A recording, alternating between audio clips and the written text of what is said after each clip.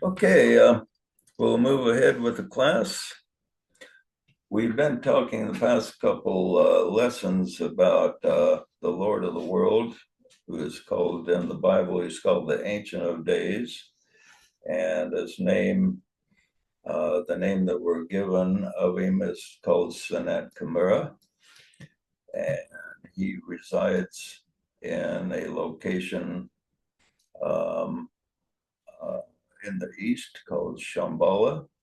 And Shambhala is created out of what we call etheric matter.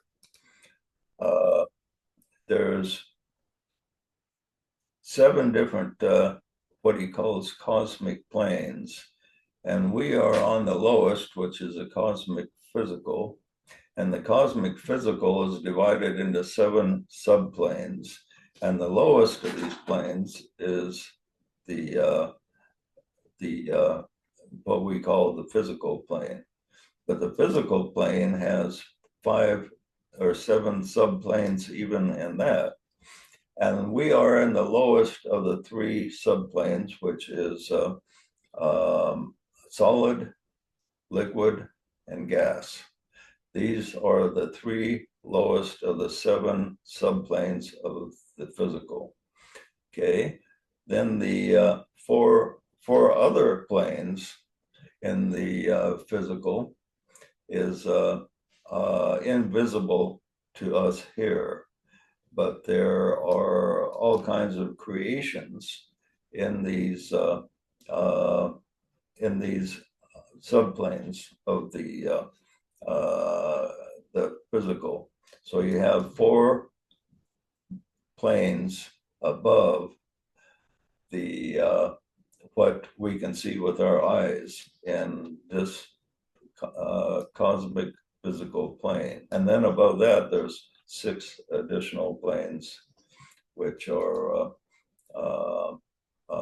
more refined than this one. Now, the Lord of the world has taken an incarnation, but he's incarnated in the etheric matter. And the city of Shambhala is built in etheric matter that we cannot see, but we can train ourselves to see it, which is interesting. And if you look at any object or look at your hand and put it up next to a wall and look at the space between your fingers, you can see that film between that extends about a millimeter away from your hand. And that film is composed of the higher subplanes of the physical plane.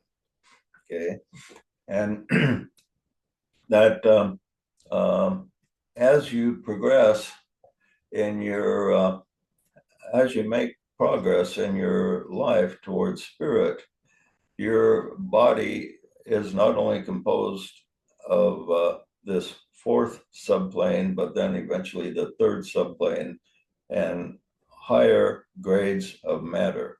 So the advanced disciple, his whole composition is made of much more refined and higher grades of matter than just the regular person or the lowly evolved person.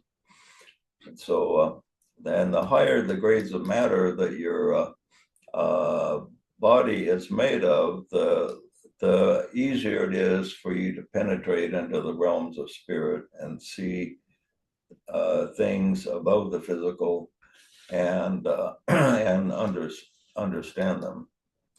So anyway, we've been talking about the who this person that's called the Lord of the world, and to really understand that, perhaps it'd be best to explain how the everything works in the form of some type of hierarchy. We have in our on our planet we have 7 kingdoms. The lowest kingdom is the mineral. The next kingdom up is the vegetable. And the next kingdom up is the animal. The next kingdom up is the human. We are the fourth kingdom in this realm. The next kingdom up is what is called in the esoteric writings a spiritual hierarchy. And the head of the spiritual hierarchy is the Christ. And this is when we think of entering the kingdom of God while still upon the earth, is when our consciousness becomes in tune with this spiritual hierarchy. Then the kingdom of God becomes manifest to the fourth kingdom. And the goal of the fourth kingdom is to progress into the fifth kingdom. And so the fifth kingdom is not recognized by the fourth, or most of the fourth, but those that do recognize it and are in an advanced state of consciousness can enter into the fifth kingdom. And this is done with a series of initiations where, first of all, the physical things are basically mastered, and then the emotional self is mastered, and then illusion of the mind is mastered. And those three things have to be mastered by the disciple to enter into the next kingdom up.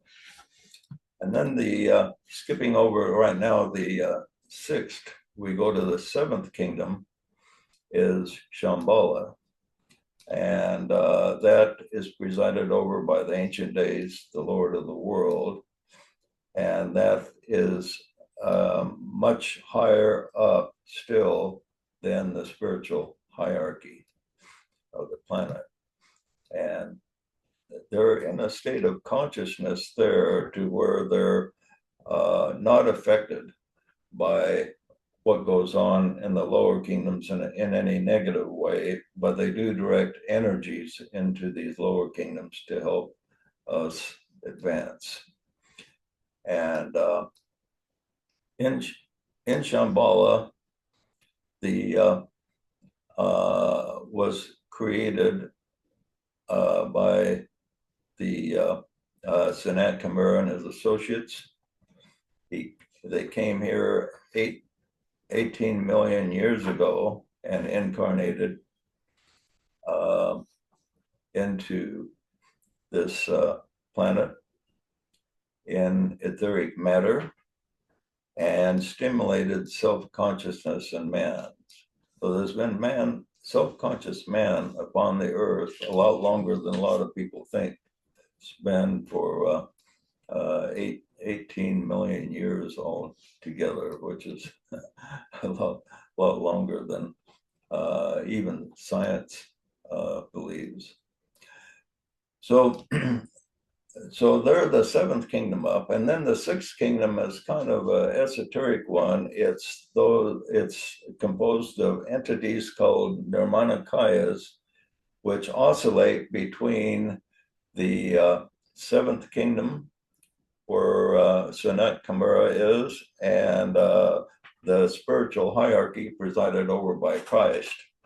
And these are in two different states of consciousness, and there's these entities that go back and forth between the kingdoms as messengers to bring light and knowledge from one kingdom to another, and then from so it goes, the Nirmanakayas take light and knowledge from Shambhala to the hierarchy, and then the hierarchy transmits it to disciples.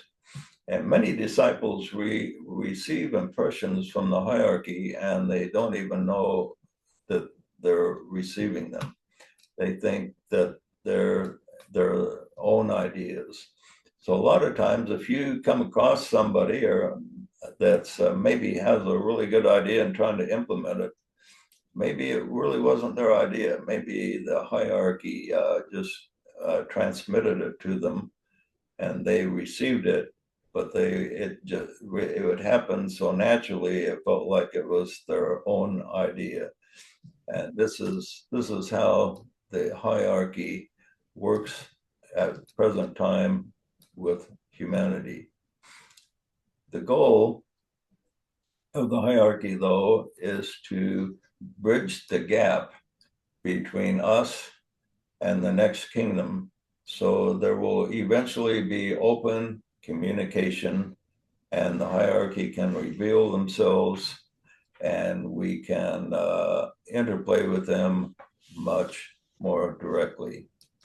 And that's the goal that is hoped to be achieved in this coming age.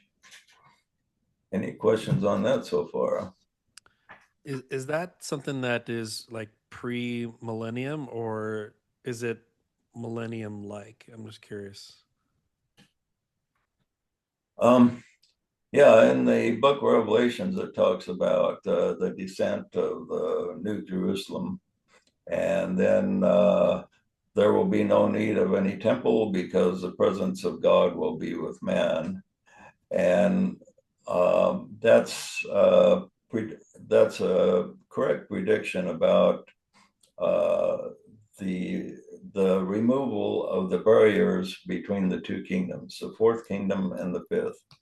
Right now, there's many barriers that have to be penetrated for us to contact the spiritual hierarchy, or even in the spirit world, as higher beings in the higher realms there, which are above the physical plane.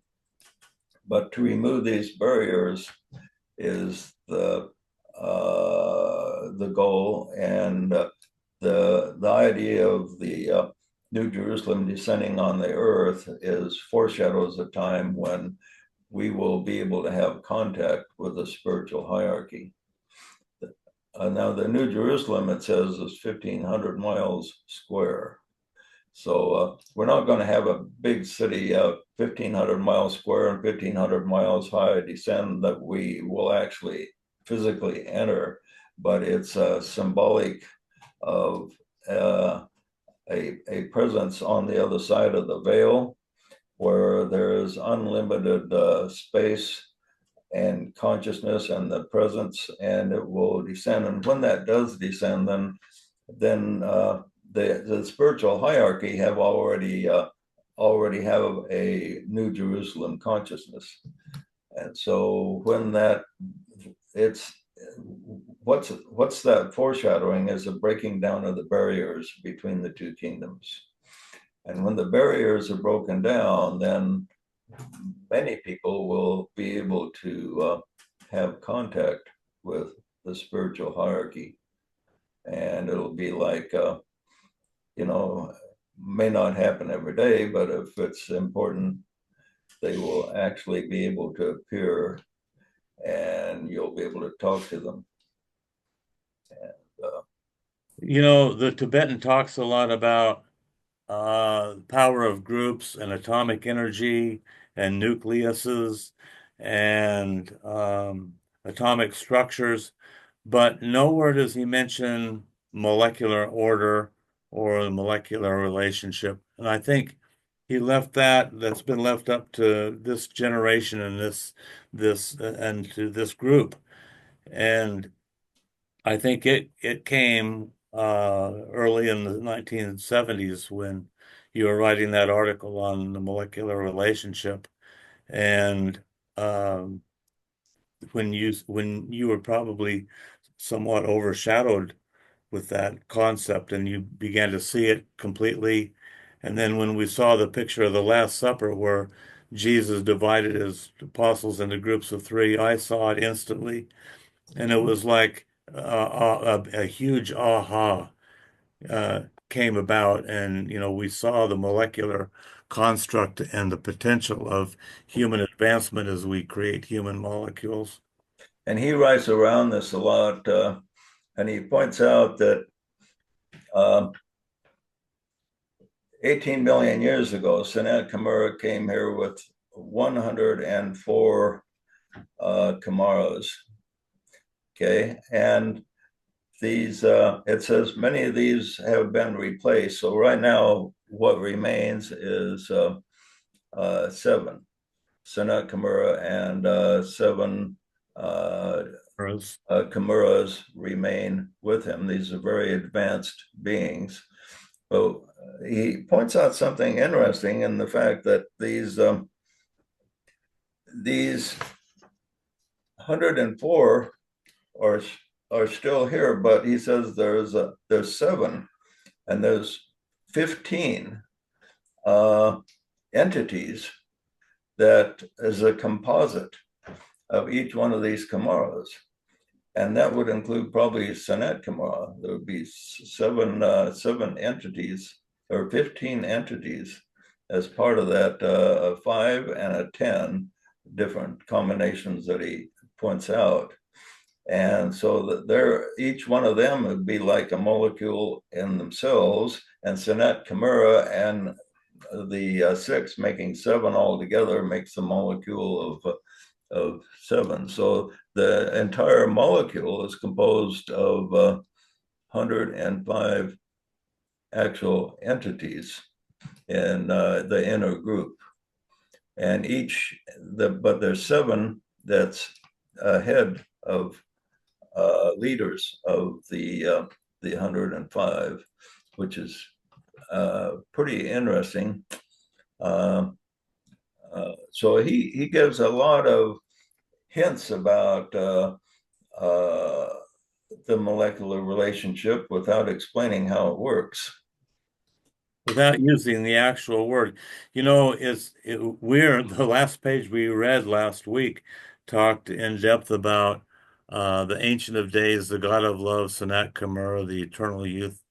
So we're right on cue, and he says that the Sanat Kumara and the Buddha and the Christ are behind the lines, and it says their intent is to increase the flow of enlightenment into the world and to throw the light of wisdom, experience, and understanding into the minds of men. Thought that was interesting wording. They're just here to throw some sparks to activate the higher minds of those that are receptive, and they'll get them, during the day or at work or meditation or sleep, and they'll wonder, well, where did I get that idea from? Yeah, the whole key is to be receptive, put yourself in a receptive mode. And flexible. Keep a flexible mind so it's not crystallized. Okay, now above the Sanat Kumara represents the planetary logos of the entire Earth. The planetary logos is a more advanced being, but Sanat Kumara and his group are representatives and overshadowed by the spirit of the Earth itself, which is a very high entity. It was a human being trillions of years ago in a way back solar system from a long time ago. Okay. Now, each planet has a planetary spirit that occupies it. And there are 7 sacred planets. And the Earth is not one of them yet. That's because we have lost contact with the higher spiritual realms. So we are not yet a sacred planet. The sacred planets are the first one is called Vulcan, and it is a hidden planet that is close to the sun, which is probably made of higher etheric matter because it's never been discovered yet. The second is Venus. The third is Jupiter, and Saturn, Uranus, and Neptune. Those are the 7 sacred planets. And these are what is talked about in the book of Revelation, where it talks about the 7 spirits before the throne. These 7 spirits are the entities that represent the logos of each one of these planets. And the throne of God is represented by the sun. The sun is occupied by an entity also, who we call the solar logos. The solar logos is much higher in evolution than a planetary logos. But the solar logos, his consciousness occupies not only the sun, but the entire solar system. And the seven sacred planets are like seven chakras in his system. Now, our sun, on the other hand, is part of a larger body of seven different solar systems that's occupied by a greater life still. This life is such a high consciousness that even the masters have a name for him, which is, I bet Curtis remembers what that is. Yeah, him of whom naught can be said. Yeah, the one about whom naught can be said. Okay, Right. so his consciousness is so high, even the masters cannot fathom how his consciousness. We are like, I mean, imagine a snail trying to understand a human being. You know? So, and then above him would be a higher entity still until you get up to the galactic The whole universe. and then eventually the whole universe.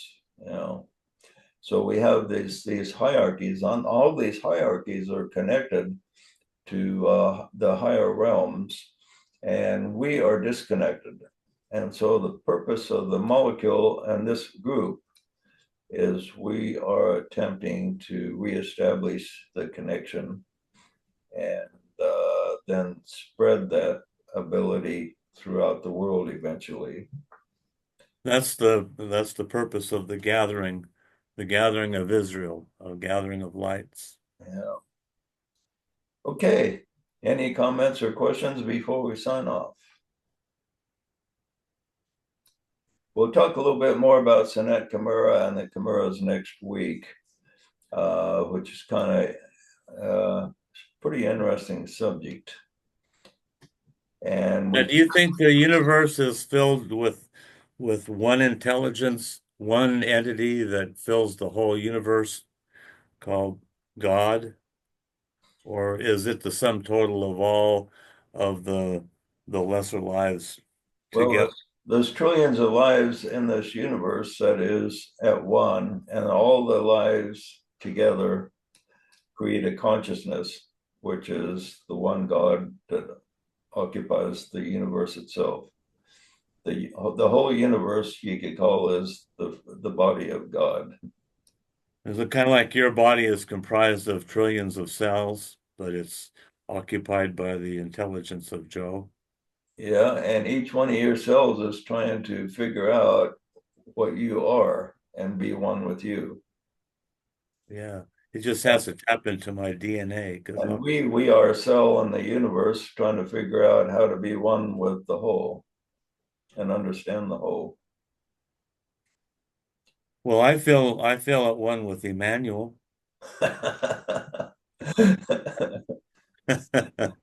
Yeah, My brother.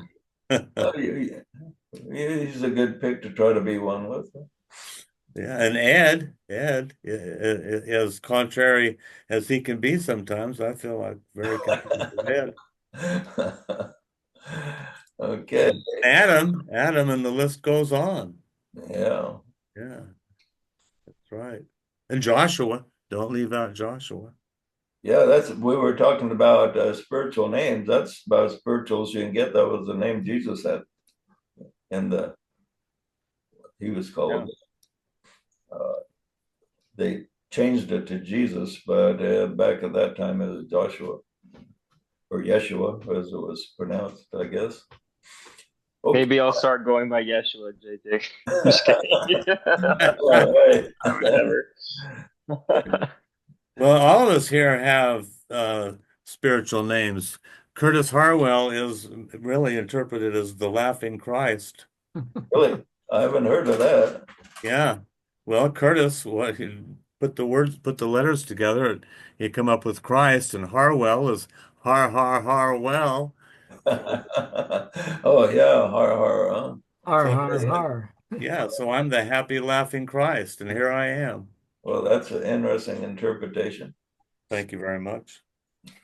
Okay, my friends, good to visit with you, and we'll put these recordings out for everybody shortly, and we hope to see Zion with us next week, and we hope to have the consciousness of Zion.